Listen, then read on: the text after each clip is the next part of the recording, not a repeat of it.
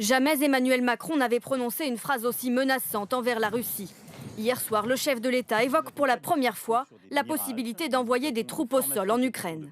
Il n'y a pas de consensus aujourd'hui pour envoyer de manière officielle, assumée et endossée des troupes au sol, mais en dynamique, rien ne doit être exclu. Nous ferons tout ce qu'il faut pour que la Russie ne puisse pas gagner cette guerre. À la sortie de cette conférence, cette position était loin de faire consensus auprès des autres dirigeants européens. Pour le Premier ministre néerlandais, la question n'a même pas été abordée.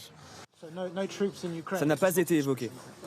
Ce matin, le chancelier allemand affirme qu'il n'est pas question d'envoyer des soldats en Ukraine. Après 2 ans de guerre, le conflit s'enlise et selon Volodymyr Zelensky, 31 000 soldats ukrainiens ont perdu la vie. Pour ce spécialiste, le chef de l'État français a voulu amorcer un changement de stratégie. Le président Macron a franchi un pas qui était essentiel, qui est double. C'est d'une part de montrer que nous ne devons pas avoir peur de faire la guerre parce que Poutine nous fait la guerre. Et la deuxième chose, c'est que ça n'est pas un pays seul de l'Union européenne qui peut le faire contre un empire menaçant. C'est une grande partie de l'Europe. Cette déclaration choc d'Emmanuel Macron a heurté plusieurs responsables politiques. Jean-Luc Mélenchon parle d'irresponsabilité. L'envoi de troupes en Ukraine ferait de nous des belligérants.